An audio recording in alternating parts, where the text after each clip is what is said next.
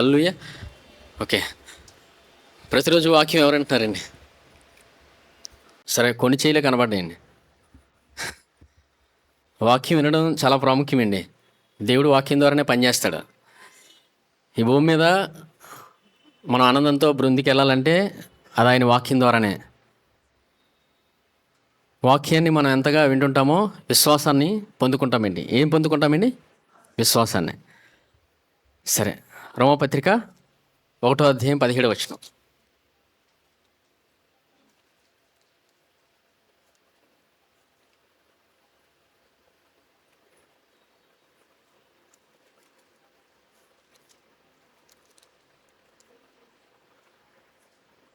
రోమపత్రిక 1వ అధ్యాయం 16వ వచనం చూడండి. సువార్తను గురించి నేను సిగ్గుపడవాడిని కాను, ఏలయనగా నమ్ము ప్రతివానికి, మొదట యూదునికి గ్రీసు దేశస్థునికి కూడా రక్షణ కలుగు చేయుటకు అది దేవుని శక్తి అయి ఉన్నది. ఎందుకనినా నీతిమంతుడు విశ్వాసమూలముగా జీవించినని వ్రాయబడిన ప్రకారము విశ్వాసమూలముగా అంతకంతకు విశ్వాసం కలుగునట్లు దేవుని నీతి దాని యందు బయలుపడుచున్నది. హల్లెలూయా. నీతిమంతుడు ఎలా జీవిస్తాడండి? విశ్వాసమూలముగా జీవిస్తాడు. ఇప్పుడు విశ్వాసం అనేది మనందరిలో ఉంది. మనందరిలో ఉందా లేదండి? ఉంది. ఎవరి ద్వారా? యేసు ప్రభువుని ఎప్పుడైతే నమ్మి ఉన్నామో విశ్వాసం అనే వరాన్ని మనం పొందుకున్నాం. ఏ వరం అండి? విశ్వాసం అనే వరం ఉంది. ఇప్పుడు ఆ విశ్వాసం అనే వరాన్ని మనం వాడాలి ప్రతిరోజు. హల్లెలూయా. ఎందుకంటే విశ్వాసము అంత ప్రాముఖ్యం. యేసు ప్రభు కూడా విశ్వాసం గురించే ప్రార్థన చేస్తారు. మనం విశ్వాసంలో ముందుకు వెళ్ళిపోవాలని, విశ్వాసంలో తప్పిపోకుండానట్లు ఆయన మన కొరకు ప్రార్థన చేసినని వాక్యంలో ఉంది. ఆ సందర్భం చూస్తే దేవుడు మనల్ని ఆయన ఎలా నడిపిస్తాడో భూమి మీద మనకు అర్థమవుతుంది. యేసు ప్రభు 100% దేవుడు, 100% మానవుడండి. ఆయన భూమి మీద నడిపించేవారు. ఈ భూమి మీద ఎవరు నడిపిస్తారు మనల్ని? యేసు ప్రభు మాత్రమే నడిపించగలవారు. సరే, ఒక సందర్భం చూద్దాం. చూడండి, లూకాసు వార్త, క్షమించండి, మార్కు వార్త 6వ అధ్యాయం. మార్కు సువార్త 6వ అధ్యాయం 45వ వచనం చూడండి.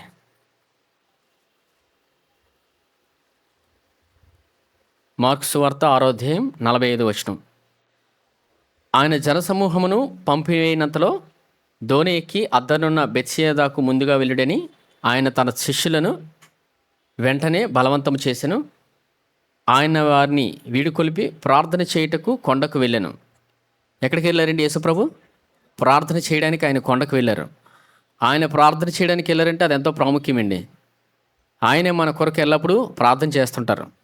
ఇక్కడ యేసుప్రభు శిష్యులు వెళ్ళమన్నారు. ముందుగా మీరు వెళ్ళండి, నేను ప్రార్థన చేసి వస్తానని ఆయన చెప్పారు. సరే, ఆయన ఏం ప్రార్థన చేశారో చూద్దాం. లూకాసు వార్త 22వ అధ్యాయం చూడండి. 22వ అధ్యాయం 31వ వచనం. లూకాసు వార్త 22వ అధ్యాయం 31వ వచనం. సీమోను, సీమోను, ఇదిగో సాతాను మిమ్మల్ని పట్టి గోధుమల వలె జల్లించుటకు మిమ్మల్ని కోరికను కానీ నీ నమ్మిక తప్పిపోకున్నట్లు నేను నీ కొరకు వేడుకుంటుని. ఇక్కడ నమ్మిక కాదండి, విశ్వాసము అని రాసుకోండి. నీ విశ్వాసము తప్పిపోకున్నట్లు నేను నీ కొరకు వేడుకుంటుని. తెలుగు బైబిల్లో అనేక తప్పులు ఉన్నాయి, అందుకు మీరు రాసుకోండి. ఇక్కడ ఏముందండి వాక్యంలో? నమ్మిక తప్పిపోకున్నట్లు నేను నీ కొరకు వేడుకుంటున్నాను. విశ్వాసము తప్పిపోకున్నట్లండి, రాసుకోండి. ఇక్కడ యేసుప్రభు వారు వేడుకుంటున్నారు. ఎవరి గురించి? పేతురు గురించి అండి. సీమోన్ ఎవరు? సీమోన్ ఎవరండి? యేసుప్రభు ఏమన్నారు? సీమోను, సీమోను, ఇదిగో సాతాను మిమ్మను పట్టి గోధుమల వలె జల్లించుటకు మిమ్మల్ని కోరికను కానీ నీ విశ్వాసము తప్పిపోకున్నట్లు నేను నీ కొరకు వేడుకుంటుని. నీ మనసు తిరిగిన తర్వాత నీ సహోదరులను స్థిరపరచమని చెప్పాను. ఇక్కడ యేసుప్రభు వారు ఏం చెప్తున్నారండి? నీ విశ్వాసము తప్పిపోకున్నట్లు. అంటే అర్థం ఏంటంటే ఇక్కడ పేతురు తప్పిపోతాడండి. ఇక్కడ సందర్భం ఏంటంటే పేతురు యేసుప్రభు తెలియదని 3 సార్లు, తర్వాత సందర్భంలో తెలియదని అబద్ధం చెప్తాడు. ఇక్కడ పేతురు తప్పిపోతాడు. అందుకే దేవుడు యేసుప్రభు పేతురు కొరకు ప్రార్థన చేస్తున్నాడు. నీ విశ్వాసము తప్పిపోకున్నట్లు, తర్వాత నీ మనసు తిరిగిన తర్వాత నీ సహోదరులను బలపరచమని చెప్తాడు. ఎందుకంటే యేసుప్రభుని పట్టుకునే సమయంలో శిష్యులందరూ విడిచిపెడతారు. ఎంతమంది తెలుసండి? యేసుప్రభు దగ్గర ఎవరు ఉండరు. యేసుప్రభుతో తిరిగిన శిష్యులే యేసుప్రభుని విడిచిపెట్టారు. కానీ ఎవరి కొరకు ఆయన ప్రార్థన చేస్తున్నారు? శిష్యుల కొరకు ఆయన ప్రార్థన చేస్తున్నారు. సరే, ఇంకేం చేస్తున్నారో చూడండి. ఆయన యోహాను సువార్త 17వ అధ్యాయం చూడండి. యోహాను సువార్త 17వ అధ్యాయం చూడండి. 17వ అధ్యాయం 7వ వచనం. నీవు నాకు అనుగ్రహించిన మాటలు నేను వారికి ఇచ్చి ఉన్నాను. వారు ఆ మాటలను అనుగ్రహించి నేను నీ యొద్ద నుండి బయలుదేరి వచ్చితినని నిజముగా ఎరిగి నీవు నన్ను పంపితివని నమ్మిరి.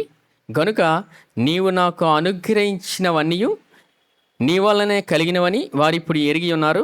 నేను వారి కొరకు ప్రార్థన చేయుచున్నాను, లోకము కొరకు ప్రార్థన చేయట్లేదు. నీవు నాకు అనుగ్రహించి ఉన్నవారు నీవారై ఉన్నందున వారి కొరకే ప్రార్థన చేయుచున్నాను. నావన్నీయు నీవి, నీవియు నావి, వారి యందు నేను మహిమపరచబడి ఉన్నాను. నేను ఇకమును లోకములో ఉండను కానీ వీరు లోకములో ఉన్నారు. నేను నీ యొద్దకు వచ్చున్నాను. పరిశుద్ధుడైన తండ్రి, మనము ఏకమై ఉన్నలాగున వారును ఏకమై ఉండునట్లు నీవు నాకు అనుగ్రహించిన నీ నామమందు వారిని కాపాడుము. ఇక్కడ యేసుప్రభు ఏం చేస్తారండి? శిష్యుల కొరకు, అంటే మన కొరకు అయినా తండ్రికి ప్రార్థన చేస్తారు. ఎందుకంటే మనం లోకంలో ఉన్నామని, కాపాడబడాలని యేసుప్రభు మన కొరకు ప్రార్థన చేస్తున్నారు. అక్కడ పేతురు సందర్భంలో ఏమని ప్రార్థన చేశారు? విశ్వాసంలో తప్పిపోకున్నట్లు. విశ్వాసం అనేది చాలా ప్రాముఖ్యమండి. ఎందుకంటే ఆయన మాటల ద్వారానే మనకు విశ్వాసం వస్తుంది. ఎవరి మాటలండి? ఆయన మాటల ద్వారానే. ఆయన మాటల ద్వారా విశ్వాసం వచ్చినప్పుడు ఈ భూమి మీద ప్రయాణించగలం. నీతిమంతుడు విశ్వాస మూలముగా జీవించినని వాక్యంలో ఉంది. నీతిమంతుడు విశ్వాస మూలముగా జీవించును. మరి ఎలా జీవిస్తాడనేది అనేకసార్లు దేవుడు వాక్యంలో మనకు నేర్పించాడు. తెలిసిన సందర్భం అనుకోకండి. వాక్యంలో ప్రతిదినము ప్రతి వచనం ఎప్పుడూ కొత్తగానే ఉంటుంది. యేసు ప్రభు నేర్పించే విధానం వచనంలోనే అనేక భాగాలు ఆయన నేర్పిస్తాడు మనకి. ఇక్కడ యేసు ప్రభు వారు ఏం చెప్తున్నారంటే తండ్రికి ప్రార్థన చేస్తాడు. తండ్రి, వారిని కాపాడండి అని. వారు లోకంలో ఉన్నారు, వారిని కాపాడండి అని. పేతురు సందర్భంలో ఏంటంటే అక్కడ ఇంకా యేసు ప్రభు చనిపోలేదు. యేసు ప్రభు ఇంకా చనిపోలేదు. అంటే అపవాది ఇంకా భూమి మీద అధికారం ఉంది. యేసుప్రభు చనిపోయి తిరిగి లేచిన తర్వాత అపవాది యొక్క అధికారం కోల్పోయాడు. అందుకే పేతురుని ఏమంటున్నారు అక్కడ చూడండి. లూకాసు వార్త మళ్ళా రండి. లూకాసు వార్త 22వ అధ్యాయం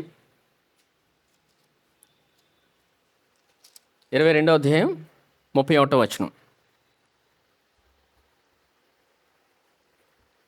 సీమోను, సీమోను, ఇదిగో సాతాను మిమ్మల్ని పట్టి గోధుమల వల్లే జల్లించుటకు మిమ్మను కోరుకొని కానీ మీ విశ్వాసము తప్పిపోకున్నట్లు నేను నీ కొరకు వేడుకొంటిని. ఇక్కడ యేసుప్రభు వారు పేతురు కొరకు ప్రార్థన చేస్తారండి, విశ్వాసంలో తప్పిపోకున్నట్లు. అపవాది యొక్క ప్రయత్నం ఏంటంటే గోధుమల వల్లే జల్లిస్తాడంట. ఎందుకంటే అపవాది యొక్క అధికారం ఉంది అక్కడ. ఎందుకు ఇంకా యేసుప్రభు మరణించలేదు అక్కడ. అందుకు యేసుప్రభు చేసే ప్రతి ప్రార్థనలోని మనం రక్షించబడాలని, మనం విశ్వాసంలో ముందుకెళ్ళిపోవాలని ఆయన ఆశ. హల్లెలూయా! ఎంతమందికి అర్థమవుందండి వాక్యం? అందుకే నీతిమంతుడు విశ్వాసం మూలంగా జీవించినంటే ఆయన మాటల ద్వారానే జరుగుతుంది. ఈ భూమి మీద ప్రయాణించినప్పుడు దేవుడు మనల్ని ఆయన ఎలా నడిపిస్తాడనేదే ప్రాముఖ్యంగా నేర్చుకోవాలండి. మనం ఏం తెలుసుకోవాలి ప్రాముఖ్యంగా అనేది వాక్యంలో దేవుడు మనకు నేర్పిస్తున్నాడు. సరే చూడండి, మార్కు సువార్త మళ్ళీ అక్కడికి వచ్చేయండి. మార్కు సువార్త 6వ అధ్యాయం. మార్కు సువార్త 6వ అధ్యాయం 45వ వచనం చూడండి. ఆయన జనసమూహమును పంపివేయినంతలో దోణి ఎక్కి అద్దరునున్న బెత్షెదాకు ముందుగా వెళ్ళుడని ఆయన తన శిష్యులను వెంటనే బలవంతం చేసెను. ఆయన వారిని వీడుకొలిపి ప్రార్థన చేయుటకు కొండకు వెళ్ళెను. సాయంకాలం అయినప్పుడు ఆ దోణి సముద్రం మధ్య ఉండెను. ఆయన ఒంటరిగా మెట్ట మీద ఉండెను. అప్పుడు వారికి గాలి ఎదురైనందున దోణి నడిపించుట్లో వారు మిక్కిలి కష్టపడుచుండగా ఆయన చూచి రాత్రి ఇంచుమించు 4వ జామున సముద్రం మీద నడుచు వారి యొద్దకు వచ్చి వారిని దాటిపోవాలని ఉండెను. సరే, ఇక్కడ యేసుప్రభు వారు ముందుగా వెళ్ళమన్నారు. వీరు ప్రయాణమయ్యారు. దేనిలో? దోనిలో ప్రయాణమైనప్పుడు ఏమొచ్చింది? వారికి ఎదురుగా గాలి ఎదురైంది. ఏమొచ్చిందండి? ఆయనే వెళ్ళమన్నారు, కానీ గాలి ఎదురైంది. ఆ సమయంలో ఏం చేయాలో వారికి తెలియలేదు. ఈ భూమి మీద కూడా, ఈ లోకంలో ఆయన ప్రయాణించమంటాడు. ఆయన నమ్మిన తర్వాత కూడా మనం ఎక్కడ ప్రయాణిస్తున్నామండి? ఆయన నమ్మిన తర్వాత ఎక్కడ ఉన్నాం?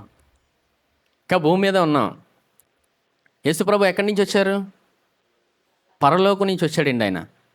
పరలోకం నుంచి వచ్చి మానవుల కొరకైనా శిలువ బలియాగం చేసి మనల్ని నీతిమంతులుగా తీర్చి ఆయన తిరిగి లేచాడు. ఆయన పరలోకం నుంచి వచ్చి మనకి అన్నీ నేర్పిస్తున్నాడు. ఆయన ప్రాముఖ్యంగా నేర్చుకోవాల్సింది ఏంటంటే ఆయన ఇచ్చిన జ్ఞానం ఏంటో వాక్యంలో తెలుసుకోవాలండి. ఇక్కడ అదే నేర్పిస్తున్నాడు ఆయన. వారికి ఏం ఎదురైంది? గాలి ఎదురైంది. సరే, మరలా చదువుతాను చూడండి. అప్పుడు వారికి గాలి ఎదురైనందున ధోని నడిపించుట్లో వారు మిక్కిలి కష్టపడుచుండగా ఆయన చూచి రాత్రి ఇంచుమించు 4వ జామున సముద్రం మీద నడుచు వారి యొద్దకు వచ్చి వారిని దాటిపోవాలని ఉండెను. యేసుప్రభు వారికి ఏమనుందండి? నీటి మీద నడుచుకుంటూ వెళ్ళి వారిని దాటిపోవాలనుకున్నారు. ఎందుకంటే యేసుప్రభు ఏం ఆశపడతారంటే ఆయన్ని మనం అంగీకరిస్తామో లేదా అని చూస్తారు ఆయన. హల్లెలూయా. ఆయన్ని ఎప్పుడైతే మనం అంగీకరిస్తామో మన జీవితంలో ఆయనే పనిచేస్తారండి. అంగీకరించడం అంటే ఆయన మాట వినడం. ఆయన మాట వింటే ఆయనే పనిచేస్తాడు మన జీవితంలో. సరే, కానీ ఆయన ఎంత కృపగలవాడో ఈ వచనంలో చూద్దాం చూడండి. 49వ వచనం. ఆయన సముద్రం మీద నడుచుట వారు చూచి భూతమని తలంచి కేకలు వేసిరి. ఏం చేశారండి? యేసుప్రభుని చూసిన వెంటనే వారికి ఏమనిపించింది? ఆయన్ని చూసిన వెంటనే భూతం అనుకున్నారంట.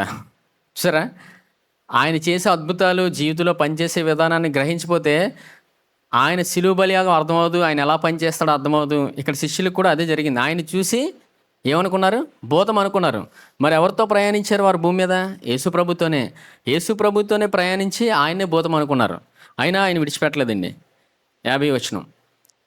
అందరూ ఆయన చూసి తొందరపడగా వెంటనే ఆయన వారిని పలుకరించి ధైర్యం తెచ్చుకొనుడి, నేనే, భయపడకూడని చెప్పాను. ఇక్కడ యేసుప్రభు ఏమన్నారండి? వారు భయపడ్డారు యేసుప్రభు భూతమని. కానీ యేసుప్రభు ఏమన్నారు? మీరు భయపడద్దు, నేనే, ధైర్యం తెచ్చుకోమన్నాడు. ముందు ఏమన్నారండి? ఆయన ధైర్యం తెచ్చుకోమన్నారు, నేనే, భయపడొద్దని. యేసుప్రభు వారు ధైర్యం తెచ్చుకోమన్నారంటే అది ఎంతో ప్రాముఖ్యమండి.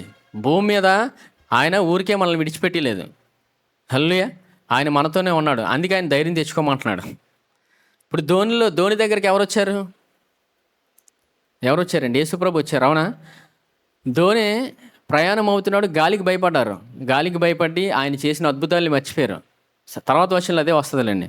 ఆయన చేసిన అద్భుతాలు మర్చిపోయారు. ఆయన ఎలా నడిపిస్తారో మర్చిపోయారు. ఆయన ఎంత గొప్పవాడో మర్చిపోయారు. ఆ ముందు సందర్భంలోనే ఆయన 5,000 మందికి రొట్టెలు పంచిచ్చాడు. ఆయన అది కూడా మర్చిపోయారు. హల్లెలూయా. ఆయన చేసే మేళ్ళు అద్భుతాలు మనం మర్చిపోయినప్పుడు, మనకు అర్థం అవ్వలేనప్పుడు మనుషులు ఎప్పుడు భయపడుతూనే ఉంటారండి. యేసుప్రభు ఏమంటున్నారు? ధైర్యము తెచ్చుకొనుడి అంటున్నారు. ఆయన ధైర్యం తెచ్చుకొనుడి అంటే అర్థం ఏంటి? ఆయన మనతో ఉన్నాడని, మన ప్రతి పాపాన్ని క్షమించి వేసి మనల్ని నీతిమంతులుగా తీర్చాడు. నీతిమంతులుగా తీర్చిన తర్వాత ఈ భూమి మీద నీతిమంతులు ఎలా ప్రయాణిస్తాడు? విశ్వాసంతోనే ప్రయాణిస్తాడు. ప్రతిరోజు ఎవరి గురించి తెలుసుకోవాలి? యేసుప్రభు గురించి తెలుసుకుంటే ఈ భూమి మీద ప్రయాణించడం సులువండి. ఎందుకు? ఆయన ఎక్కడి నుంచి వచ్చారు? ఆయన పరలోకం నుంచి వచ్చాడు. పరలోకంలో ఏముంది? పరలోకంలో ఏముందండి? పరలోకంలో ఏముంది? సంతోషం, సమాధానం ఉంది, ఆనందం ఉంది. అదే మనం అనుభవిస్తామండి యేసుప్రభు గురించి తెలుసుకుంటే.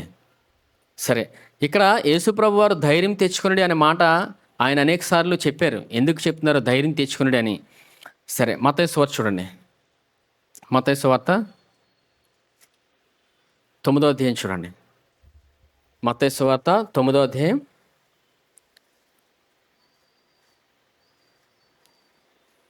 2వ వచనం. మత్తయి సువార్త 9వ అధ్యాయం 2వ వచనం. ఇదిగో జనులు పక్షవాయుతో మంచం పట్టి ఉన్న యొక్క ఆయన యొద్దకు తీసుకుని వచ్చిరి.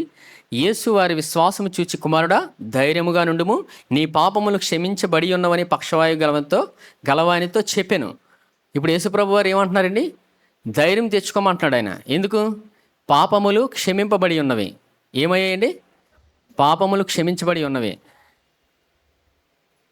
ఎందుకు యేసుప్రభు వారు పాపములు క్షమించబడి ఉన్నవని చెప్పారంటే, మొదటి ఆదాము ఎప్పుడైతే తప్పు చేశాడో మానవులందరికీ ఏమొచ్చిందండి? పాపము సంక్రమించింది. దానివల్ల ఇన్ని సమస్యలండి. మొదటి ఆదాం వల్లే. ఇప్పుడు రెండో ఆదాం ఎవరు వచ్చారు? యేసుప్రభు వచ్చి మానవుల కొరకు ఆయన రక్తాన్ని చిందించి ప్రాణం పెట్టి నీతిమంతులుగా చేసి తిరిగి లేచాడు. ఆయన ఎప్పుడు లేచారండి? నీతిమంతులుగా చేసి ఆయన తిరిగి లేచాడు. ఆయన తిరిగి లేచిన తర్వాత నీతిమంతులు కాదండి, ముందే ఆయన నీతిమంతులుగా తీర్చాడు. ఆయన నీతిమంతులుగా తీర్చి ఆయన మనల్ని తిరిగి లేచాడంటే అర్థం ఏంటండి? మనం ఎప్పుడు ఏమని నమ్మాలి? ఇప్పుడు నీతిమంతులు అనే నమ్మాలి. ఆయన తిరిగి లేకపోతే అర్థం ఏంటండి? ఇంక ఈ జీవితానికి అర్థం లేదు. హల్లెలూయా. ఆయన తిరిగి లేచాడు. ఆయన నీతిమంతులుగా చేసి మనల్ని తిరిగి లేచాడంటే అర్థం ఏంటి? మనం ఈ భూమి మీద ఆయన ఇచ్చిన సమృద్ధి జీవాన్ని అనుభవించాలంతే. హల్లెలూయా. ఆయన అనుభవించాలని ఎంతగా ఆశపడుతున్నాడు, అందుకే ఆయన భూమి మీదకి వచ్చాడు. మరి అనుభవించట్లేదంటే సమస్య ఎక్కడుంది? ఇప్పుడు ఇబ్బంది ఎక్కడుందండి? ఎందుకు అనుభవించట్లేకపోతే మనిషి? ఆయన చేసే అద్భుతాలని, ఆయన చేసిన గొప్ప కార్యాన్ని మనిషి గ్రహించలేకపోతున్నాడు. అది గ్రహిస్తే ఈ భూమి మీద సులువుగా బ్రతకగలం. సరే, అందుకే ఇప్పుడు యేసుప్రభు వారు ఏమన్నా, కుమారుడా ధైర్యంగా ఉండు, నీ పాపములు క్షమించబడి ఉన్నవాని పక్షవాయు గలవానితో చెప్పాను. చెప్పిన వెంటనే ఆ వ్యక్తి లేచాడా లేదండి? ఈ సందర్భం తెలుసు, లేచి వెళ్ళిపోయాడు ఇంటికి. యేసుప్రభు వారు ఆ వ్యక్తికి వచ్చిన వెంటనే మాట పలికారు, నీ పాపములు క్షమించబడి ఉన్నవని. 3వ వచనం చూడవచ్చు. 3వ వచనం కాదండి, 5వ వచనం. నీ పాపములు క్షమింపబడి ఉన్నవని చెప్పుడు సులభమా, లేచి నడుమని చెప్పుడు సులభమా? ఆయనను పాపములు క్షమించుటకు భూమి మీద మనిషి కుమారునికి అధికారం కలదని మీరు తెలుసుకొనవలనని చెప్పి ఆయన పక్షవాయు గలవాన్ని చూచి, నీవు లేచి నీ మంచం ఎత్తుకొని ఇంటికి పొమ్మని చెప్పగా వాడు లేచి తన ఇంటికి వెళ్ళాను. చూసారా, పాపములు క్షమించబడి ఉన్నవని యేసుప్రభు ఎప్పుడైతే చెప్పారో ఆ వ్యక్తికి స్వస్థత వచ్చింది. హల్లెలూయా. పాపక్షమాపణలోనే సమస్తం ఉందండి. మనం ప్రాముఖ్యంగా తెలుసుకోవాల్సింది పాపక్షమాపణ గురించే. పాపక్షమాపణ గురించి అర్థం అవ్వట్లేదంటే ఇంకా జీవితం ప్రారంభం అవ్వలేదు భూమి మీద. హల్లెలూయా. ఇంకా జీవితం మొదలు పెట్టలేనట్టేనండి. యేసుప్రభుని నమ్ముకున్నాం, కానీ పాపక్షమాపణ గురించి మనం ఎప్పుడైతే తెలుసుకోమో జీవితం ఇంకా ప్రారంభం అవ్వలేనట్టే. సరే, అదే అధ్యాయంలో మత్తయి సువార్త 9వ అధ్యాయం 22వ వచనం. యేసు వెనుకకు తిరిగి ఆమెను చూచి, కుమారి ధైర్యంగా ఉండుము, నీ విశ్వాసం నిన్ను బాగుపరిచినని చెప్పగా ఆ గడియ నుండి ఆ స్త్రీ బాగుపడెను. ఇప్పుడు యేసు ప్రభు వారు ఏమంటున్నారండి ఆమెతో? ఈమె రక్తస్రావం కలిగిన స్త్రీ అండి. ఈమె గురించి మీకు తెలుసు మనందరికీ. ఈమె ఎన్నో దినాల నుంచి రక్తస్రావంతో బాధపడుతుంది. అనేక వైద్యుల దగ్గరికి వెళ్ళి ఏ ఉపయోగం లేకుండా బాధపడుతున్నప్పుడు ఈమె ఎవరి దగ్గరికి వెళ్ళింది? యేసు ప్రభు చెంగు ముట్టుకుంటే చాలు అనుకుందండి. ఎందుకు? ఆయన ఎవరో తెలుసుకుంది. యేసు ప్రభు ఎవరో తెలుసుకుంది కాబట్టే ఆ ధర్మశాస్త్ర కాలంలో ఇంట్లోంచి బయటకు వచ్చిందండి. ప్రాముఖ్యంగా ఆ కాలాల్లో స్త్రీ బయటకు రాకూడదు, అవునా? ధర్మశాస్త్ర కాలం. కానీ ఆమె యేసు ప్రభు గురించి తెలుసుకొని బయటకు వచ్చింది. ఇంట్లో నుంచి బయటకు వచ్చి ఏం ఆలోచించింది? ఆయన వస్త్రపు చెంగు ముట్టుకుంటే చాలు అనుకుంది. ఇక్కడ యేసు ప్రభు వారు ఏం పలికారు మరలా? యేసు వెనుకకు తిరిగి ఆమెను చూచి, కుమారి ధైర్యంగా ఉండుము, నీ విశ్వాసము నిన్ను బాగుపరిచినని చెప్పగా ఆ గడి నుండి ఆ స్త్రీ బాగుపడాను. ఆమెకున్న విశ్వాసం ఏంటి? యేసు ప్రభు వారు ఏమన్నా నీ విశ్వాసం అన్నారు. యేసు ప్రభు మీద ఆమెకి ఏమి విశ్వాసం ఉంది అంటే ఏమి నమ్మింది ఆయన్ని. చూడండి, యెషయా గ్రంథం 53వ అధ్యాయం 4వ వచనం. నిశ్చయముగా అతడు మన రోగములను భరించెను, మన వ్యసనములను వహించెను. అయినను మొత్తబడిన వానిగాను, దేవుని వలన బాధింపబడిన వానిగాను, శ్రమనొందిన వానిగాను మనం అతన్ని ఎంచితిమి. మన అతిక్రమ క్రియలను బట్టి అతడు గాయపరచబడెను, మన దోషములను బట్టి నలుగుగొట్టబడెను. మన సమాధానార్థమైన శిక్ష అతని మీద పడెను, అతడు పొందిన దెబ్బల చేత మనకు స్వస్థత కలుగుచున్నది. ఈ మాట పట్టుకుంది అంతేనండి ఆమె. ఆయన పొందిన దెబ్బల వలన నాకు స్వస్థత కలుగుతుంది అన్న మాట ఎప్పుడైతే పట్టుకుందో ఆమెకు విశ్వాసం వచ్చింది. విశ్వాసం వచ్చి ఇంట్లోంచి బయటకు వచ్చిందండి. బయటకు వచ్చి ఆయన చెంగు ముట్టుకుంటే చాలని ఆమె నమ్మింది. ఆయన మాటని నమ్మి స్వస్థత పొందుకుందండి. అక్కడ యేసుప్రభు వారు మరల ఏం పలికారు? కుమారి ధైర్యంగా ఉండము. అక్కడ కుమారుడా ధైర్యముగా ఉండము. శిష్యుల దగ్గర ధైర్యంగా ఉండండి అని చెప్తున్నాడు. ఈ భూమి మీద ఆయన ధైర్యాన్ని ఇచ్చాడండి. ఎందుకంటే పాపములు క్షమించబడి ఉన్నవి. ఏమయ్యే? మన పాత ప్రస్తుత భవిష్యత్ ప్రతి పాపాన్ని ఆయన క్షమించి వేశాడు. ఆయన ఇది నమ్మితే ఆయన ఇచ్చిన జీవాన్ని అనుభవిస్తాం, జీవితాన్ని ప్రారంభిస్తాం. హల్లెలూయా. ఎంతమంది ప్రారంభించాలనుకుంటున్నారండి? ఎప్పుడైతే మనం పాపక్షమాపణ గురించి తెలుసుకుంటున్నామో జీవితం మొదలైపోయిందండి. ఆయన జీవాన్ని భూమి మీద ఖచ్చితంగా అనుభవిస్తాం. యేసు ప్రభు ఆయన మనల్ని నీతిమంతులుగా తీర్చి తిరిగి లేచాడండి. నీతిమంతులుగా తీర్చి తిరిగి లేచాడు ఆయన.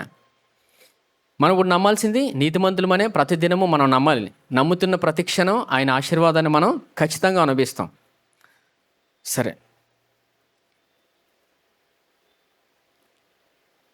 మళ్ళా రండి మార్కు సువార్త 6వ అధ్యాయం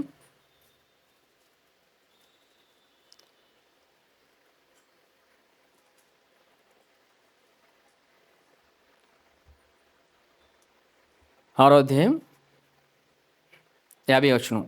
అందరూ ఆయన చూచి తొందరపడగా వెంటనే ఆయన వారిని పలుకరించి ధైర్యం తెచ్చుకొనుడి, నేనే, భయపడకూడని చెప్పాను. తరువాత ఆయన దోణి ఎక్కి వారి యొద్దకు వచ్చినప్పుడు గాలి అనగను, అందుకు వారు తమలో తాము మిక్కిలి విభ్రాంతి నొందిరి. చూసారా, యేసు ప్రభు వచ్చినట్టు ఏం తగ్గిపోయిందండి? గాలి అణిగిపోయింది. ఆయనతో ప్రయాణిస్తున్నప్పుడు ఈ భూమి మీద ఏ గాలులు ఏమి చేయలేవండి. హల్లెలూయా. ఎటువంటి గాలి వచ్చినా ఆయన అణచివేయవాడు. అంత ధైర్యాన్ని ఈ భూమి మీద మనకి ఇచ్చాడు ఆయన.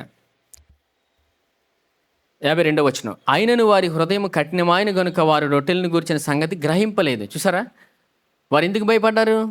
ఆ ముందు సందర్భంలోనే 5,000 మందికి ఆయన రొట్టెలు పంచిచ్చాడు. ఎంతమందికి అండి? 5,000 మందికి ఆయన రొట్టెలు పంచించిన సంగతి మర్చిపోయారు కాబట్టి, గ్రహించలేదు కాబట్టి వారు భయపడ్డారు. ఆయన వస్తాడని, ఆయన కాపాడుతాడని, ఆయన మనల్ని సురక్షితంగా దాటింప చేయగలవాడని సంగతి వారు మర్చిపోయారు. 5,000 మందికి ఆయన రొట్టెలు పంచిచ్చినప్పుడు వారు సముద్రంలో వెళ్తున్నప్పుడు ఆయన రక్షించగలడా? లేదండి, ఖచ్చితంగా రక్షించగలడు. ఆ సంగతి, అద్భుతాన్ని మర్చిపోయి చివరికి యేసుప్రభుని ఏమన్నారు? భూతమని పలికారు. ఆయన వారి ఎడల ఆయన కృప చూపాడు. ఆయనే వెళ్ళమంటాడండి, ఆయనే వచ్చి రక్షిస్తాడు. హల్లెలూయా. ఈ భూమి మీద మనల్ని నీతిమంతులుగా తీర్చాడంటే ఆయన విడిచిపెట్టాడని కాదు. ఇంక నీతిమంతులం అయిపోయాం, ఇంకా వాక్యం వినాలేమో, వాక్యం వింటూ ముందుకు వెళ్ళాలేమో, అది మా వల్ల అవ్వట్లేదు అని బాధపడాల్సిన అవసరం లేదండి. వాక్యం వినే సామర్థ్యాన్ని కూడా మనం ఆయన అడిగినప్పుడు ఖచ్చితంగా మనకి ఇస్తాడు. హల్లెలూయా. వాక్యం వింటే ఏమొస్తుందండి? విశ్వాసం వస్తుంది. ఆ విశ్వాసం ద్వారానే నీతిమంతుడు ప్రయాణించగలడు. హల్లెలూయా. సరే,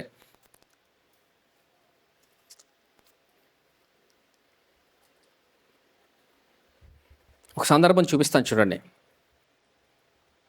అపోస్తలుల కార్యం 12వ అధ్యాయం చూడండి. అపోస్తలుల కార్యం 12వ అధ్యాయం 11వ వచనం. అపోస్తలుల కార్యం 12వ అధ్యాయం 11వ వచనం చూడండి. పేతురుకు తెలియవచ్చి ప్రభు తన దూతను పంపి హేరోదు చేతిలో నుండి యూదులను ప్రజలు నాకు చేయనుద్దేశించిన వాటన్నిటి నుండి నన్ను తప్పించి ఉన్నాడని ఇప్పుడు నాకు నిజంగా తెలియనని అనుకొనెను. ఇట్లు ఆలోచించుకొని అతడు మార్కు అను మారు పేరు గల యోహాను తల్లి అయిన మరియ ఇంటికి వచ్చెను. అక్కడ అనేకులు కూడి ప్రార్థన చేయుచుండిరి. అతడు తలవాకిట తలుపు తట్టుచుండగా రోదే అని ఒక చిన్నది ఆలకించుటకు వచ్చెను. ఎవరు వచ్చారండి? తలుపు దగ్గర ఎవరు తడుతున్నారు ఇప్పుడు? పేతురు తడుతున్నారండి. పేతురు స్వరాన్ని ఎవరు వింటున్నారు ఇప్పుడు? రోదే అని చిన్నది వింటుందండి. 12వ వచనం చూడండి. ఇట్లా ఆలోచించుకొని అతడు మార్కు అను మారు పేరు గల యోహాను తల్లి అయిన మరియ ఇంటికి వచ్చెను. అక్కడ అనేకులు కూడి ప్రార్థన చేయుచుండ్రు. ఏం చేస్తారండి? అందరూ కలిసి ఆ ఇంట్లో ప్రార్థన చేస్తున్నారంట. పేతురు ప్రార్థన చేస్తున్నప్పుడు పేతురు ఆ ఇంటికి వచ్చి తలుపు తడుతున్నప్పుడు వారితో ప్రార్థన చేస్తున్నప్పుడు ఒక చిన్నది కూడా ఉంది వారితోని. ఇప్పుడు పేతురు స్వరాన్ని ఎవరు విన్నారు? ఆ చిన్నది ఏం చేసిందో చూడండి. 13వ వచనం. అతడు తలవాకిట తలుపు తట్టుచుండగా రోదే అని ఒక చిన్నది ఆలకించుటకు వచ్చెను. ఆమె పేతురు స్వరము గుర్తుపట్టి సంతోషం చేత తలుపు తీయక లోపలికి పరిగెత్తుకొని పోయి పేతురు తలుపు దగ్గర నిలుచున్నాడని తెలిపాను. ఏం చేసిందండి? పేతురు స్వరం విని తలుపు తీయలేదు. ఎవరితో వెళ్ళి చెప్తుంది? ఏం చెప్తుందండి? గుంపులుగా కూడి ప్రార్థన చేస్తారు కదండి, వాళ్ళతో వెళ్ళి చెప్తుంది.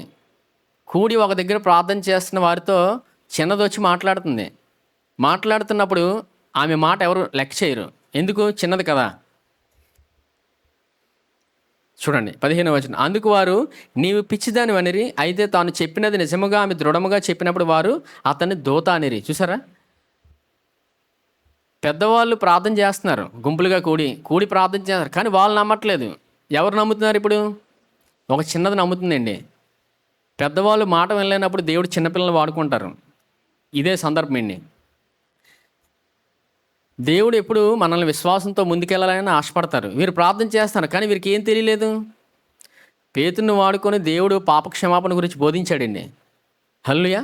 అపోస్తలుల కార్యం 2వ అధ్యాయంలో ఉంటుంది. పేతురు స్వరాన్ని దేవుడు వాడుకున్నాడు. పేతురు స్వరాన్ని వీరు ఎవరు వినలేదా? విన్నారు కదండి. పేతురు స్వరాన్ని ఆమె ఎంతగా పట్టుకుందో ఈ వచనంలో మనకు అర్థమవుతుంది. అంటే పేతురు బోధించిన వాక్యాన్ని చిన్నది విన్నది కాబట్టి పేతురు స్వరం అర్థమైంది. మరలా చూడండి 15 వచనం. అందుకు వారు నీ పిచ్చిదానివనిరి, అయితే తాను చెప్పినదే నిజమని ఆమె దృఢముగా చెప్పినప్పుడు వారు అతన్ని దూత అనిరి. పేతురు ఇంకనూ తట్టుచున్నందున వారు తలుపు తీసి అతన్ని చూసి విభ్రాంతి నొందిరి. ఇప్పుడు ఏమయ్యారండి? ఇంకా తడుతున్నాడు. ఈమె చెప్పింది, దృఢంగా చెప్పింది పేతురే వచ్చాడని. తలుపు తడుతున్నప్పుడు తీసి చూసినప్పుడు ఎవరున్నారు ఎదురుగా? పేతురు ఉన్నాడండి. ఇక్కడ పెద్దవారు అయినప్పటికీ, ఇన్ని సంవత్సరాల నుంచి ఉన్నప్పటికీ, గుంపులుగా ప్రార్థన చేసినప్పటికీ, దేవుని గురించిన దేవుడు గొప్ప కార్యం చేసిన కార్యాన్ని ఆమె చెప్పినప్పుడు గుంపులుగా కూడి ప్రార్థన చేసిన వారే నమ్మలేదు. బయటవారు కాదండి, వాళ్ళు ప్రార్థన చేస్తారు గుంపుగా ఉండి, వారే నమ్మలేదు ఆమెని. ఆమెను ఏమన్నారు చివరికి? పిచ్చిదాని అనిరి. హల్లెలూయా. దేవుడు ఒక మనిషిని, ఒక వ్యక్తిని వాడుతున్నప్పుడు కొన్ని సందర్భాల్లో ఆ వ్యక్తి చెప్తున్నా మనుషులు వెనక ఏం చేస్తున్నారు? పిచ్చోళ్ళు అనుకుంటున్నారు. దేవుడు పని చేస్తాడేట అక్కడ. దేవుడు పని చేస్తున్నప్పుడు దేవుడు ఎలా పని చేస్తాడో తెలుసుకోవాలి. పిచ్చివారని వచ్చినప్పటికీ దేవుడు పని మాత్రం ఆగదండి. హల్లెలూయా. దేవుడు పనిచేసే విధానం ఎప్పుడు ఆగిపోదు. మనుషులు ఏమనుకుంటారు, మనుషులు ఏం అర్థం చేసుకుంటారు అనేది దేవుడు చూడడు. ఆయన పని ఆయన చేసుకొని వెళ్ళిపోతుంటాడు భూమి మీద. ఆయనకి పాపక్షమాపణ గురించి తెలుసుకోవడమే. యేసుప్రభు నడుచుకొని వస్తున్నారు సముద్రం మీద. శిష్యులు గమనించారా? గమనించలేదు. ఆయనే భూతం అనేశారు. ఆయన దగ్గరకు రావడం ఆపారా? దగ్గరకు రావడం ఆగలేదండి. ఆయన అంతగా కృప చూపుతాడు ఈ భూమి మీద. ఎందుకంటే ఆయన ప్రాణం ఇచ్చి రక్షించుకున్నాడు కాబట్టి ప్రతి ఒక్కరి ఎడల ఆయన కృపను చూపుతూనే ఉంటాడు.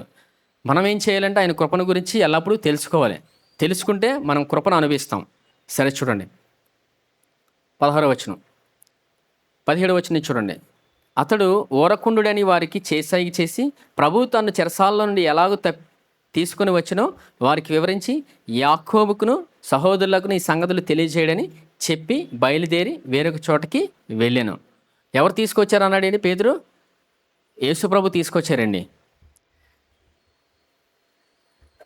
ఇక్కడ నేర్చుకోవాల్సింది ఏంటంటే ఆ చిన్నది స్వరం విన్నదండి. ఎవరి స్వరం విన్నది? పేతురు స్వరం విని గుర్తుపెట్టింది ఆమె. అంటే వాక్యం విన్నదని అర్థం. వాక్యం విన్నవారికి విశ్వాసం వస్తుంది. ఆ విశ్వాసంతోనే ఆమె మాట పలికిందండి. పేతురు స్వరం విన్నది, గుర్తుపట్టింది, విశ్వాసంతో పలికింది. గుంపులుగా ప్రార్థన చేస్తున్న వారి దగ్గర పలికింది. ఆమె నమ్మలేదు, అయినా ఆమె గట్టిగా చెప్పింది. నమ్మకపోయినా ఆమె చెప్తుందంటే అర్థం ఏంటి? విశ్వాసంతో మాట పలుకుతుందండి. మాట పలికిందంటే యేసుప్రభు తీసుకొస్తారా? లేదండి, ఖచ్చితంగా తీసుకొస్తారు. అదే నీతిమంతుడి విశ్వాసం మూలంగా ప్రయాణించడమండి. ఈ భూమి మీద నీతిమంతుడి విశ్వాసంతో ప్రయాణించడం అంటే నమ్మి పలకడమండి. ఏం చేయాలి? నమ్మి పలకాలి.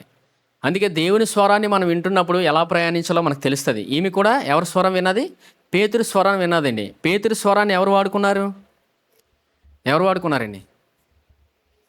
యేసుప్రభు వాడుకున్నారండి. పరిశుద్ధాత్మ దేవుడు మేడగదిలో దిగొచ్చిన తర్వాత మొట్టమొదటిగా ప్రసంగించిన వ్యక్తి పేతురే. హల్లెలూయా.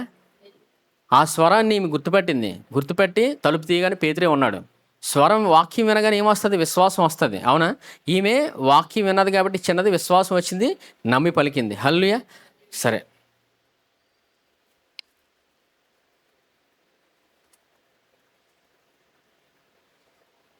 మొదటి కొరింథీ 15వ అధ్యాయం 12వ వచనం చూడండి.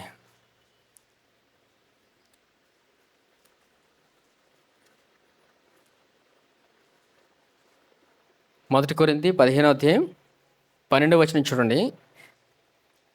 ఇక్కడ ఏముంటుందంటే విశ్వాసం గురించి ఉంటుందండి. మరి ఇప్పుడు దేవుడు మనకి విశ్వాసాన్ని ఇచ్చాడు. హల్లెలూయా. ఇప్పుడు ఈ విశ్వాసం మనం వాడాలి. ఎవరు వాడతారో చూద్దాం. 12వ వచనం, క్రీస్తు మృతులలో నుండి లేపబడి ఉన్నాడని ప్రకటింపబడుచుండగా మీలో కొందరు మృతుల పునరుత్థానం లేదని ఎట్లు చెప్పుచున్నారు? మృతుల పునరుత్థానం లేని ఎడల క్రీస్తు కూడా లేపబడి ఉండలేదు. మరియు క్రీస్తు లేపబడి ఉండని ఎడల మేము చేయి ప్రకటన వ్యర్థమే, మీ విశ్వాసమును వ్యర్థమే. విశ్వాసము మనం వాడుతున్నాం కదండి. విశ్వాసం వాడడానికి ఆధారం ఏంటి? ఇప్పుడు యేసుప్రభు శిలువ బలియాగం. ఎవరిదండి? యేసుప్రభు శిలువ బలియాగమే. ఇప్పుడు విశ్వాసము వాడట్లేదంటే అర్థం ఏంటి? పునరుద్ధానాన్ని నమ్మట్లేదు. యేసుప్రభు శిలువ బలియాగాన్ని. ఇక్కడ ఏం చెప్పబడింది వచనంలో చూడండి, 13వ వచనం, మృతుల పునరుత్థానం లేని ఎడల క్రీస్తు కూడా లేపబడి ఉండలేదు. మరియు క్రీస్తు లేపబడి ఉండని ఎడల మేము చేయు ప్రకటన వ్యర్థమే, మీ విశ్వాసమును వ్యర్థమే అని వచనంలో ఉంది. అంటే యేసుప్రభు తిరిగి లేచాడా లేదండి? చెప్పండి, యేసుప్రభు తిరిగి లేచాడా లేదా? లేచాడు. ఇప్పుడు మనం విశ్వాసం వాడుతున్నప్పుడు పని చేస్తుందా లేదా? ఖచ్చితంగా పనిచేస్తుందండి. యేసు ప్రభు తిరిగి లేకపోతే ఇప్పుడు మనకి ఇవ్వబడిన ఈ విశ్వాసం పనిచేయదు. యేసు ప్రభు తిరిగి లేచాడు ఆయన. ఇప్పుడు తిరిగి లేచాడంటే ఆ విశ్వాసం మన జీవితంలో పనిచేస్తుందండి. ఇప్పుడు విశ్వాసాన్ని ఎలా పని చేయించగలం? నమ్మి పలకడమేనండి. ఏం చేయాలి? విశ్వాసం ఎలా పనిచేస్తుంది? నమ్మి పలకడమే. నమ్మి పలికితే ఖచ్చితంగా మనం మేలు అనుభవిస్తాం. ఆ చిన్నది పలికింది, పేతురు స్వరం విని వచ్చాడో లేదండి? వచ్చాడు. సరే, ఇప్పుడు ఈ విశ్వాసంతో మనం ఎలా ముందుకెళ్ళగలమో చూస్తాం. చూడండి,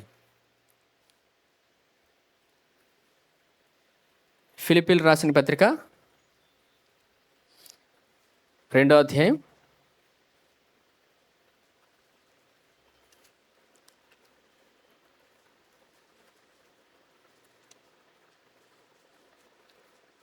13వ వచనం చూడండి. ఎందుకనగా మీరు హెచ్చించుటకును కార్యసిద్ధి కలుగు చేసుకొనుటకును తన దయా సంకల్పము నెరవేర్చుటగా మీలో కార్యసిద్ధి కలుగు చేయవాడు దేవుడే. ఎవరు చేస్తారండి? ఇప్పుడు కార్యసిద్ధి కలుగు చేయవాడు ఆయనే. మనం నమ్మి పలికినప్పుడు దేవుడు పనిచేస్తాడండి. వాక్యం వింటే విశ్వాసం వస్తుంది. నమ్మి పలికినప్పుడు ఎవరు పనిచేస్తారు? కార్యసిద్ధి కలుగు చేయవాడు ఎవరు? ఇప్పుడు దేవుడు పనిచేస్తాడండి. అక్కడ శిష్యుల్ని యేసుప్రభు వెళ్ళమన్నారు, అవునా? ధోనిలో ప్రయాణించేటప్పుడు గాలి వచ్చింది. మరలా ఎవరు వచ్చారు? వారి దగ్గరికి ఎవరు వచ్చారండి? యేసుప్రభు వచ్చారు. మరి ఈ భూమి మీద నీతిమంతులుగా తీర్చి మనల్ని భూమి మీద ప్రయాణించమంటున్నాడు విశ్వాసంతో. మరి విశ్వాసంతో ప్రయాణించినప్పుడు మన దగ్గరికి ఎవరు వస్తారు? యేసుప్రభు. ఎలా వస్తారు ఆయన? ఇప్పుడు ఎలా వస్తారండి? ఆయన మనకు ఎదురుగా లేరు కదా. ఎదురుగా వచ్చి చేయమంటే చేయరు కదా. వాక్య రూపంలో ఉన్నాడు ఆయన. వాక్యం యేసుప్రభు ప్రార్థనలో చెప్తున్నారు కదండి. చూడండి, యోహాను సువార్త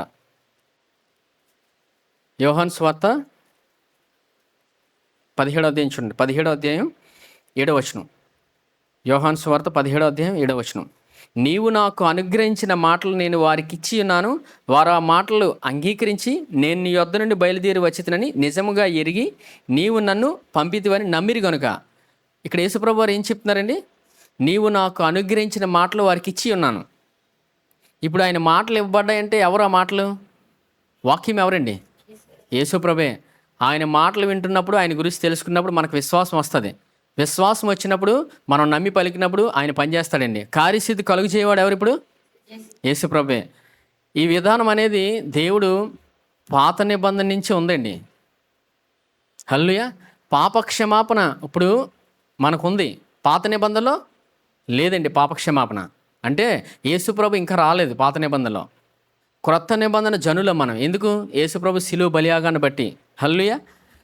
పాపక్షమాపణ అంటే అర్థం ఏంటండి? మన ప్రతి శిక్షణ అవమానాన్ని భరించి ఆయన శిలువలో భరించి మనల్ని నీతిమంతులుగా తీర్చాడు ఆయన. హల్లెలూయా. మనం నీతిమంతులమని ప్రతిదినము నమ్మి పలకడమేండి. సరే చూడండి, పాత నిబంధనలో మరి అనేక మంది విశ్వాసంతో బ్రతికారు. ఎవరెవరు బ్రతికారండి? రాహాబ్ అనే స్త్రీ, అవునా? సంసోన్, వీరందరూ ఎలాగెళ్ళారు? అబ్రహాము నమ్మి పలికి ముందుకు వెళ్ళిపోయారండి. మరి వారికి విశ్వాసం ఎక్కడిది? వారు దేవుని గురించి, దేవుని మాటలు విన్నారండి. దేవుని మాటలు విని ముందుకు వెళ్ళిపోయారు అంతే, నమ్మి పలికి. ఈ ప్రాముఖ్యమైన ప్రక్రియ దేవుడు ఆదికాండం నుంచే ప్రారంభించాడండి, ఆయన ద్వారానే. ఎందుకంటే దేవుడు ఎలా పనిచేస్తాడండి? విశ్వాసం ద్వారానే. చూడండి, ఆదికాండం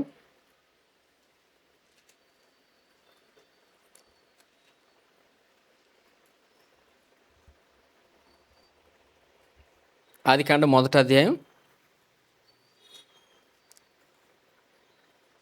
3వ వచనం చూడండి. 1వ అధ్యాయం 3వ వచనం. దేవుడు వెలుగు కమ్మని పలుకగా వెలుగు కలిగిన, వెలుగు మంచిదైనట్టు దేవుడు చూచెను. దేవుడు వెలుగును చీకటిని వేరుపరచెను. దేవుడు వెలుగునకు పగలనియు చీకటికి రాత్రి అనియు పేరు పెట్టెను. అస్తమయమున ఉదయమును కలుగగా ఒక దినమాయను. ఇప్పుడు ఏం చేశారండి? దేవుడు వెలుగు కమ్మని పలుకగా వెలుగు కలిగింది, అవునా? వెలుగునకు దేవుడు ఏమని పేరు పెట్టాడు? చెప్పండి. పగలని పేరు పెట్టాడు, అవునా? చీకటికి రాత్రి అని పేరు పెట్టారు ఆయన. దేవుడు మనల్ని ఎవరి స్వరూపంలో చేసుకున్నాడు? ఆయన స్వరూపంలోనే. చూడండి, 26వ వచనం, 1వ అధ్యాయం 26వ వచనం, ఆదికాండం. దేవుడు మన స్వరూపమందు మన పోలిక చొప్పున నరులను చేయదము. వారు సముద్రపు చేపలను, ఆకాశ పక్షులను, పశువులను, సమస్త భూమిని, భూమి మీద ప్రాకు ప్రతి జంతువును ఏలుదురుగాకనియు పలికెను. సరే, దేవుడు మరలా పలికాడు. మనిషిని చేసి ఎవరి స్వరూపంలో ఉన్నాం ఇప్పుడు మనం? దేవుని స్వరూపంలో ఉన్నాం. దేవుడు ఎలా పనిచేస్తాడు? విశ్వాసం ద్వారానే పనిచేస్తాడండి. సరే, దేవుడు మొట్టమొదటిగా సృజించిన వ్యక్తి ఎవరు? ఆదాము. అవునా? ఎంతమంది తెలిసండి ఆదాము అని? ఆదాము అవ్వండి. ఆదాము అంటారా? సరే, చూడండి 2వ అధ్యాయం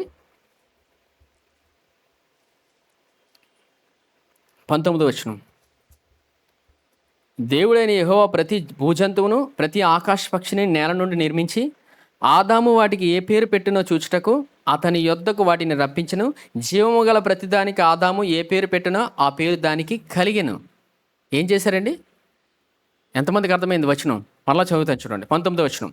దేవుడైన యెహోవా ప్రతి భూజంతువును ప్రతి ఆకాశ పక్షిని నేల నుండి నిర్మించి ఆదాము వాటికి ఏ పేరు పెట్టునో చూచుటకు అతని యొద్దకు వాటిని రప్పించను.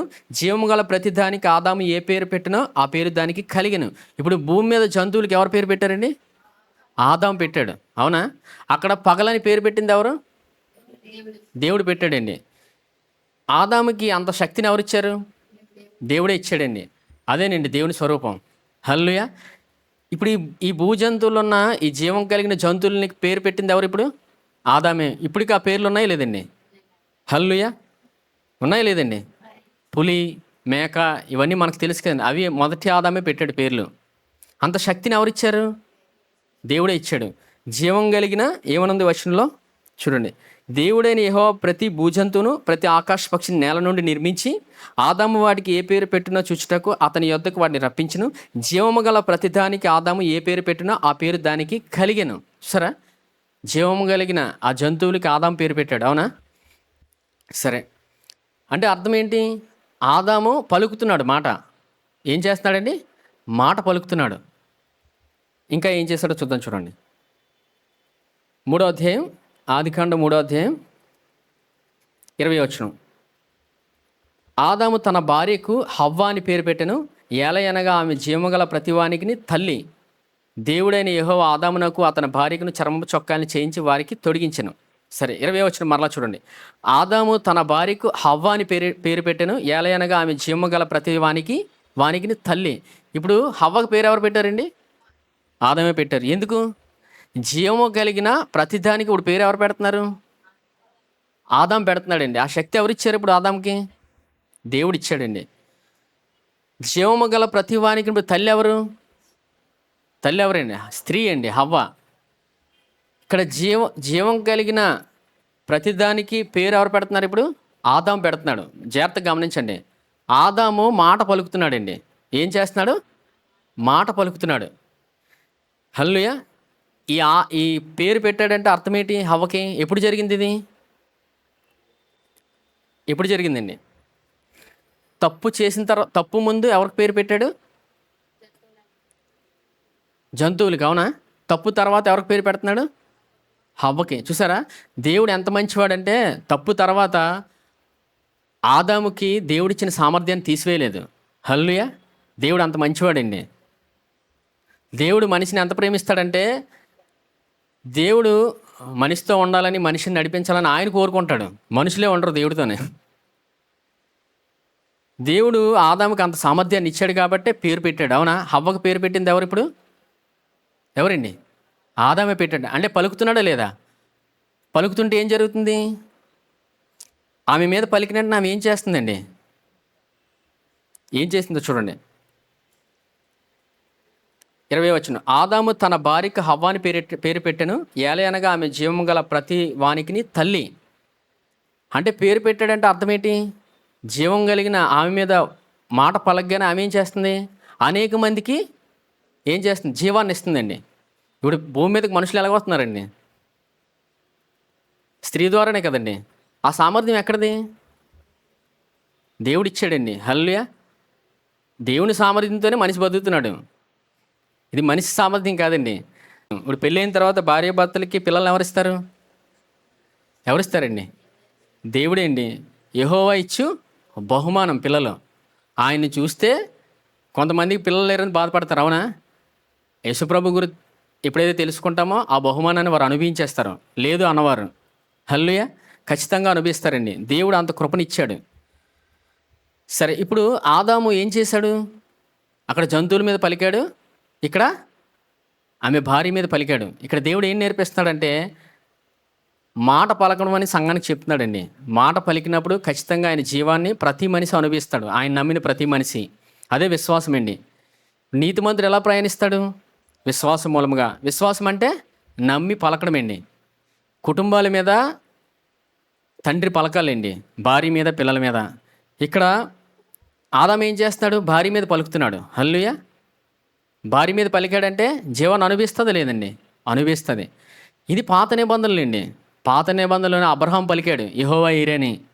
అక్కడ దేవుడు గొర్రెపిల్లని ఇచ్చాడు. ఎవరికి? ఇస్సాకు బదులుగా. సంసోను దేవుడికి వ్యతిరేకంగా జీవించి ముందుకు వెళ్ళిపోయాడు. కానీ ఒక సందర్భం వచ్చేటప్పటికి దేవుడిని అడిగాడు, దేవా ఈ సమయంలో మీ కృపను దయచేయండి అన్నప్పుడు దేవుడు బలాన్ని ఇచ్చాడా లేదండి? దేవుడిని అడిగినప్పుడు ఏమైనా ఇస్తాడండి. హల్లెలూయా. దేవుడి సామర్థ్యం ఇప్పటికి ప్రయాణిస్తూనే ఉంది.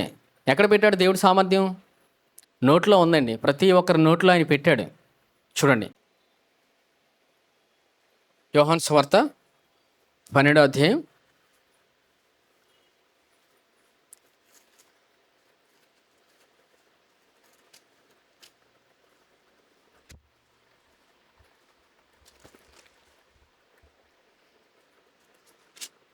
49వ వచనం చూడండి.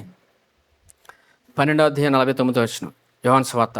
ఏలయనగా నా అంతటి నేనే మాట్లాడలేదు, నేను ఏమనవలనో ఏమి మాట్లాడవలనో దాని గురించి నన్ను పంపిన తండ్రియే నాకు ఆజ్ఞ ఇచ్చి ఉన్నాడు. మరియు ఆయన ఆజ్ఞ నిత్య జీవాన్ని నేను ఎరుగుదును కనుక నేను చెప్పు సంగతులు తండ్రి నాతో చెప్పిన ప్రకారం చెప్పుచున్నాను నేను. ఇక్కడ ఎవరు మాట్లాడుతున్నారంటే యేసుప్రభు అండి. యేసుప్రభు భూమి మీదకి వచ్చి ఆయన పరిచర్య చేశారండి. ఏం చేశారు? పరిచర్య. ఆయన తండ్రితో సమయం గడిపి ఆయన ఈ భూమి మీద మాటలు పలికారు విశ్వాసంతో. ఏమని పలికారు? అక్కడ ఏమని పలికారండి? పక్షవాయు గలవని వ్యక్తి, నీ పాపములు క్షమించబడి ఉన్నవని పలికారండి ఆయన. పలికినప్పుడు ఆ వ్యక్తి లేచాడా లేదా? లేచాడండి. ఇప్పుడు మనం క్రొత్త నిబంధన జనులమండి. ఎవరు మనం? క్రొత్త నిబంధన జనులం. ఇప్పుడు మనం పలకాల్సింది ఏంటి? నేను క్రీస్తు యేసునందు దేవుని నీతిని అని పలుకుతున్నప్పుడు ఎవరిని మహింపరుస్తున్నాం? యేసు ప్రభుని మహింపరుస్తున్నాం. హల్లెలూయా. ఇది కుటుంబం మీద మనం పలికినప్పుడు, మన మీద మన జీవితంలో పలికినప్పుడు ఆయన ఆశీర్వాదాన్ని అనుభవిస్తాం. ఎవరు ఆశీర్వాదాన్ని అండి? ఆరోగ్యాన్ని అనుభవిస్తాం. దేవుడు జీవాన్ని సమస్తాన్ని పాపక్షమాపణలోనే ఉంచాడండి. ఎందులోని? యేసుప్రభు జీవంలోనే ఉంది అంతనా. మనం ఎంతగా కష్టపడి సంపాదించుకుందామని భూమి మీద ప్రయాణించినా దానివల్ల మనిషికి సమాధానం ఉండదండి. ఏముండదు? సమాధానం ఉండదు. సమాధానం ఎక్కడ దొరుకుతుంది? యేసుప్రభు దగ్గరేనండి. ఎక్కడ దొరుకుతుంది? ప్రతిరోజు ఏమని పలకాలి? నేను క్రీస్తు యేసునందు దేవుని నీతిని అని పలకాలి. పాత నిబంధనలో ఆదాము హవ్వ మీద పలికాడు, అవునా? పలికాడా లేదండి? అది దేవుని సామర్థ్యం. ఈరోజు దేవుడు మనకి క్రొత్త నిబంధనలుగా జనులుగా చేసి మనకు సామర్థ్యాన్ని ఇచ్చాడు. ఇప్పుడు ఈ విశ్వాసాన్ని ఎలా అనుభవించగలం చెప్పండి? నీతిమంతుడు ఎలా ప్రయాణిస్తాడు? ఇప్పుడు విశ్వాసం ద్వారా. ఆ విశ్వాసాన్ని ఎలా వాడాలి? నమ్మి పలుకుతున్నాయి. నమ్మి పలుకుతున్నామంటే ఆయన సామర్థ్యాన్ని మనం అనుభవిస్తాం ఖచ్చితంగా. ఏమని పలకాలి? నేను క్రీస్తు యేసునందు దేవుని నీతిని అనండి. సరే, ఇంకో వచనం చూపిస్తాను చూడండి, మీకు అర్థమవుతుంది. యోహాను సువార్త 12వ అధ్యాయం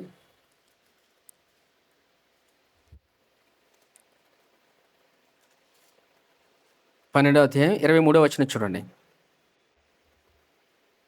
అందుకు యేసు వారితో ఇట్లనెను, మనుష్య కుమారుడు మహిమ పొందవలసిన గడియ వచ్చినది. గోధుమ గింజ భూమిలో పడి చావకుండిన ఎడల అది ఒంటిగానే ఉండును, అది చచ్చిన ఎడల విస్తారముగా ఫలించును. చూసారా? యేసుప్రభు ఇక్కడ మాట్లాడుతుంది ఏంటండి? ఆయన గురించి ఆయనే మాట్లాడుతున్నారు. గోధుమ గింజ ఎవరు?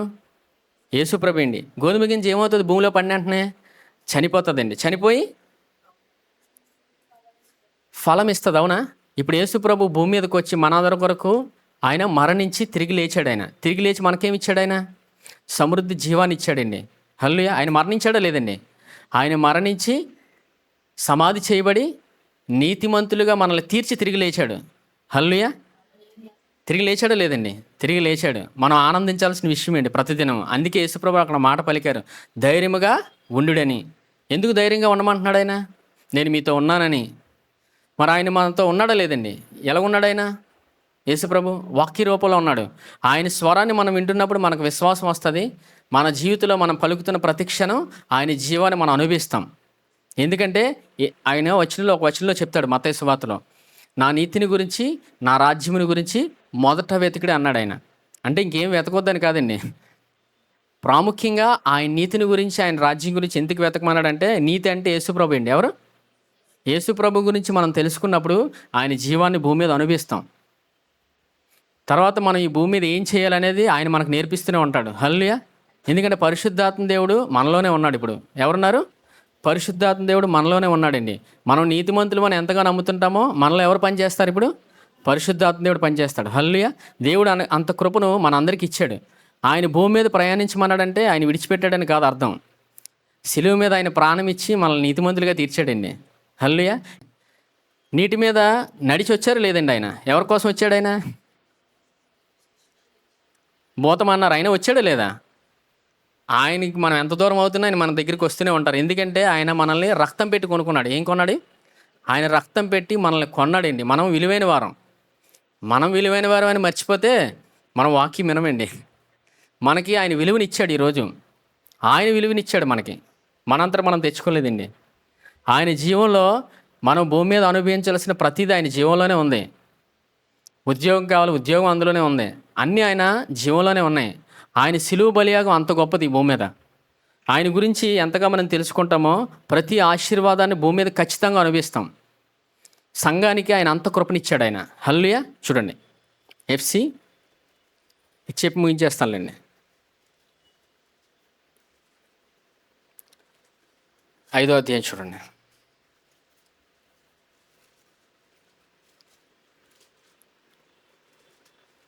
5వ అధ్యాయం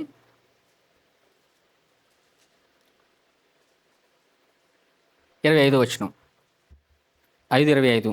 పురుషులారా, మీరును మీ భార్యను ప్రేమించుడి, అటువలే క్రీస్తు కూడా సంఘమును ప్రేమించి అది కలంకమైనను ముడతైనను అట్టిది మరి ఏదైనను లేక పరిశుద్ధమైనదిగాను నిర్దోషమైనదిగాను మహిమగల సంఘమును ఆయన తన ఎదుట దానిని నిలువబెట్టుకొనవలనని వాక్యముతో ఉదకస్నానము చేత దాన్ని పవిత్రపరిచి పరిశుద్ధపరచుటకే దాని కొరకు తన్ను తాను అప్పగించుకొనెను.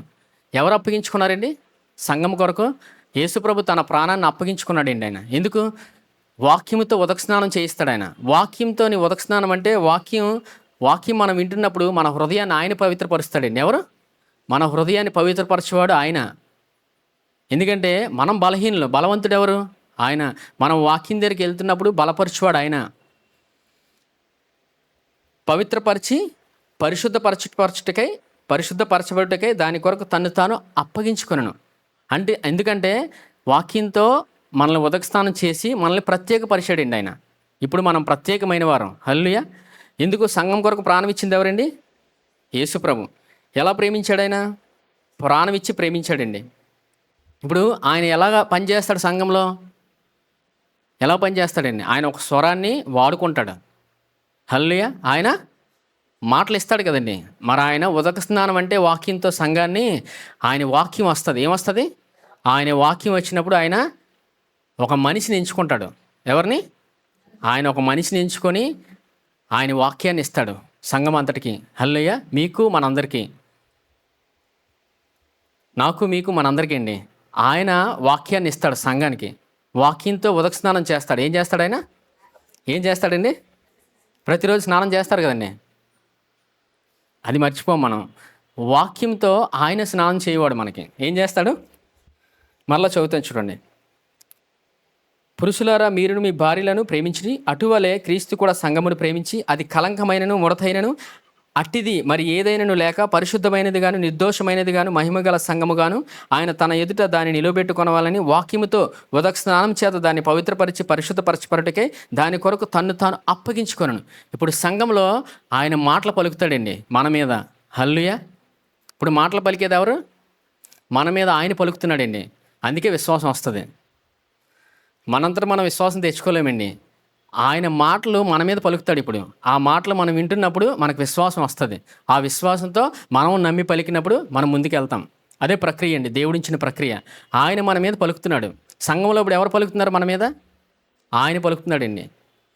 ఆయన మన మీద పలుకుతున్నప్పుడు మనం వింటున్నప్పుడు మనకు విశ్వాసం వస్తుంది. ఆ విశ్వాసం వాడడం అంటే నమ్మి పలకడం. నమ్మి పలుకుతున్నప్పుడు ఆ గొప్ప జీవాన్ని మనం అనుభవిస్తాం. హల్లెలూయా. దేవుడు మనకిచ్చిన కృప. ప్రతిదినం ఏమని పలకాలి? ఇప్పుడు నేను క్రీస్తు యేసునందు దేవుని నీతిని అని నమ్మి పలుకుతున్న ప్రతి క్షణం జీవాన్ని అనుభవిస్తాం. హల్లెలూయా. ఈ వాక్యం విన్న ప్రతి ఒక్కరూ ఫలించి అభివృద్ధి చెందినగాక. ఈ సమయంలో రొట్టె ద్రాక్షరసం తీసుకుందాం.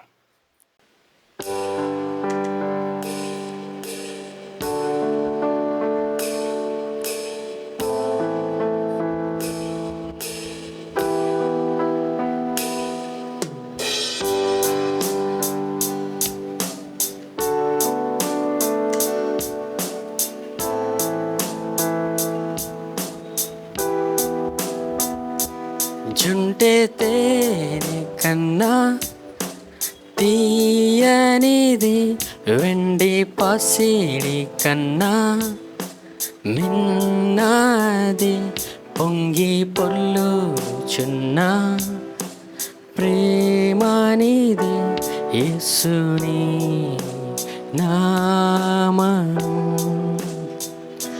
సూర్యకాంతి కన్నా ప్రకాశమైనది, పండు వెన్నెల కన్నా నిర్మలమైనది, మంచు కొండల కన్నా చల్లనిది యేసుని నామము. యేసు అసాధ్యుడవు నీవు, మరణాన్నే జయించిన వీరుడవు, సర్వాన్నే శాసించే యోధుడవు, నీకు సాటి లేరెవరు. రక్షక నీవేగా మా బలము, దేవా మా దాగు స్థలము నీవే,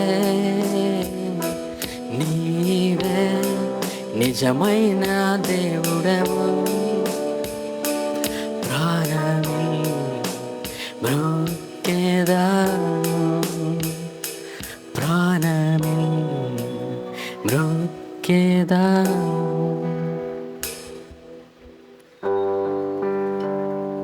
ఈ రొట్టె ఆయన శరీరానికి సాదృశ్యంగా ఉంది.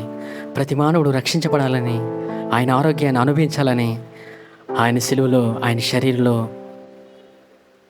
శిక్ష అంతటిని భరించాడు. ఆయన శిక్ష అంతటిని భరించాడు, నలిగిపోయాడు. ఆయన మనం ఆరోగ్యంగా ఉండాలని, మనం ఆశీర్వాదంగా ముందుకు వెళ్ళాలని, ఆశీర్వదించబడాలని ఆయన శిక్ష అంతటిని ఆయన శరీరంలో భరించాడు. ఆయన ఆరోగ్యాన్ని మనకిచ్చాడు. ఈ సమయంలో ఆయన పొందిన దెబ్బల వల్ల నాకు స్వస్థత కలిగి నన్ను నమ్మి పలికి ఈ రొట్టెని తీసుకోండి.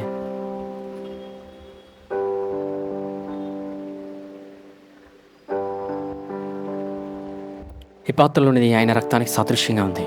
ప్రతి మానవుడు రక్షించబడాలని ఆయన రక్తం అంతటిని చిందించాడు, ఎంతగానో చిందించాడు. ఆయన రక్తం అంతటిని చిందించాడు. ఆయన చెమట రక్తంగా మారింది. అంతగా ప్రేమించాడు ఆయన, అంతగా మనల్ని ప్రేమించాడు ఆయన, అంతగా కృపను చూపాడు. మనల్ని నీతిమంతులుగా తీర్చాడు, మనల్ని నీతిమంతులుగా తీర్చాడు. ఆయన మరణించి సమాధి చేయబడి మనల్ని నీతిమంతులుగా తీర్చి ఆయన తిరిగి లేచాడు. ఆయన పునరుద్ధానమే మనకు ఆధారం. ఆయన శిలువ బలియాగమే మనకు ఆధారం. మనల్ని నీతిమంతులుగా తీర్చాడు. ఈ సమయంలో నేను క్రీస్తు యేసునందు దేవుని నీతిని నమ్మి ఈ పాత్రలోనే తీసుకోండి. పరిశుద్ధుడైన తండ్రి, మీకు వందనాలు దేవా. దేవా, మీ కృపావాక్యాన్ని మాకు బోధించిన విధానం బట్టి వందనాలు దేవా. మీ మాటలు మాకు వినిపింప చేసినందుకు వందనాలు. మా జీవితాల్లో మీరు పలికినందుకు వందనాలు దేవా. మీరు మాకు ధైర్యాన్ని ఇచ్చారయ్యా, మాకు ఆశీర్వాదాన్ని ఇచ్చారయ్యా. నేను మీతో ఉన్నానని చెప్పారయ్యా, మీకు వందనాలు. మీరు మమ్మల్ని నడిపించేవారా, శిష్యులు మీరు నడిపించారయ్యా. ధోనిలో వారు ప్రయాణిస్తున్నప్పుడు గాలి ఎదురయ్యింది నాన్న, మీరు వచ్చారయ్యా. మిమ్మల్ని భూతమని అన్నారు నాయన, అయినా మీరు వారి ఎడల కృప చూపారయ్యా. మీరు వారిని ధైర్యపరిచారు నాయన. మీకు వారు ఎంత దూరంగా ఉన్నా మీరు దగ్గరికి వెళ్ళి వారిని ఆదరించి లేవనెత్తారయ్యా. ఈ భూమి మీద మమ్మల్ని ఆదరించేవారు మీరు నాయన, నడిపించేవారు మీరయ్యా, లేవనెత్తేవారు మీరు నాయన. ఎందుకంటే కార్యసిద్ధి కలుగు చేయవారు మీరు నాయన. మమ్మల్ని ముందుకెళ్ళమంటున్నారయ్యా, నమ్మి పలికి ముందుకెళ్ళమంటున్నారయ్యా. మీకు వందనాలు దేవా. నమ్మి ముందుకెళ్ళే గొప్ప కృపలోకి నడిపించమని వేడుకుంటున్నాను. అంత గొప్ప కృపను మీరు విడుదల చేసినందుకు వందనాలు. ఈ సమయంలో మీ బిడ్డలందరినీ జ్ఞాపకం చేస్తున్నాను దేవా. ఎవరైతే ఉద్యోగం వ్యాపారం చేస్తారో వారిని అంచెలంచెలుగా ఎదింపు చేసుకోండి నాయన. మీ జ్ఞానంతో మీ కృపతో నడిపించుకోమని వేడుకుంటున్నాను. ఎవరైనా అనారోగ్య స్థితిలో ఉన్నట్లయితే ఇప్పుడే ముట్టి స్వస్థపరచమని వేడుకుంటున్నాను. ముట్టి స్వస్థపరచమని వేడుకుంటున్నాను నాన్న. ఎవరైనా మానసికంగా నలిగిపోయినట్లయితే, మానసికంగా లోపల బాధపడుతున్నట్లయితే దేవా మీరు ముట్టి స్వస్థపరచండి అయ్యా. వారిని లేవనెత్తండి నాయన. వారిని ఆదరించేవారు మీరయ్యా. ఆదరించేవారు, లేవనెత్తేవారు మీరు నాయన. మీకు వందనాలు దేవా. మీ కృపతో మమ్మల్ని అందరినీ నడిపించమని దేవ నడిపించమని, మీ వాక్యంతో ఉదక స్నానం చేయించి మమ్మల్ని ముందుకు తీసుకువెళ్ళమని వేడుకుంటున్నాను దేవా. ఎల్లప్పుడూ మీ మాటలు వింటూ ముందుకెళ్ళే కృపలోకి నడిపించమని, వినగలిగే సామర్థ్యం మా అందరికీ దయచేసి నైనా మమ్మల్ని ముందుకు నడిపించమని వేడుకుంటున్నాను దేవా. మమ్మల్ని భూమి మీద నడిపించుకొని మీరే మహిమ ఘనత పొందుకోమని నజరేయుడైన యేసుక్రీస్తు నామములో అడిగి వేడుకుంటున్నాను తండ్రి. ఆమేన్. యెహోవా నిన్ను ఆశీర్వదించి నిన్ను కాపాడునుగాక. యెహోవా తన సన్నిధి కాంతి ప్రకాశింపజేసి నిన్ను కరుణించునుగాక. యెహోవా తన సన్నిధి కాంతి ఉదయింపజేసి నీకు సమాధానము కలుగజేయునుగాక. ఆమేన్.